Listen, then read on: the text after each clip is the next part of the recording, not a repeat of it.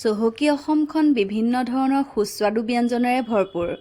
পূৰ্বতে কাৱৈ মাছ তিলৰ লগত ৰান্ধিছিল আৰু নৰসিংহ ভেদাইলতাৰ লগত। এই দুইবিধ ব্যঞ্জনেই উপকাৰিতা বহুত।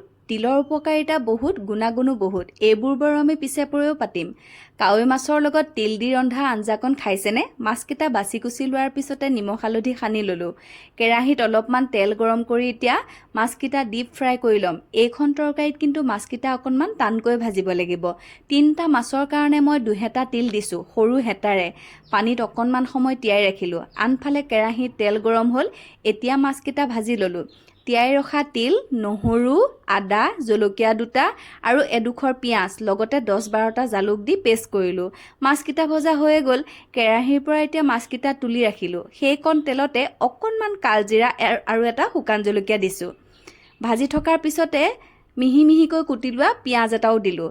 সেইকণ সুন্দৰকৈ ভাজি যে ৰঙচুৱা পৰিলে, পিঁয়াজৰ কেঁচা গোন্ধ যোৱালৈকে ভাজি এতিয়া বটি লোৱা তিল, আদা, নহৰু, জলকীয়া সেইখিনি দিলোঁ। এইখিনি 2 মিনিটমান সময় ভাজিব লাগিব, যিহেতু আটাইবোৰ কেঁচাকৈয়ে দিছোঁ। আন্দাজমতে নিমখ দিয়াৰ পিছতে সুন্দৰকৈ অকণমান সময় ভাজি থাকিলোঁ। তিল আকৌ জ্বলি যাব যে, একেবাৰে জুইটো কমাই ৰাখিছোঁ। ভাজি 2 মিনিটমান ভজাৰ পিছতে এতিয়া মিক্সি বাতিটো অদালি প্ৰায় 1.5 কাপমান জোখাৰে পানী দিছোঁ। মাছ যিহেতু 3টা, তিল আৰু পানীৰ পৰিমাণটো মই চাই দিছোঁ। এতিয়া মাছকেইটা দি দিয়াৰ পিছত উতল আহিলত সাজু। ইমানেই সুস্বাদু হয় নহয়, যিকোনো মাছৰ লগতেই ৰান্ধি খাব পাৰিব। কাৱৈ মাছৰ লগত কিন্তু ইয়াৰ এটা নাম থকা জুতি। তিল দিয়া কাৱৈ মাছৰ জুতি আপোনালোকক আজি ৰান্ধি দেখালোঁ। মই ৰন্ধা সকলো ব্যঞ্জন আপোনালোকে ভাল পায়।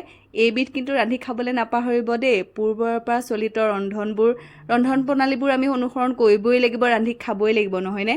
অসমীয়া পৰম্পৰাৰ ভিতৰত এইবিধো এবিধ নাম থকা ৰেচিপি।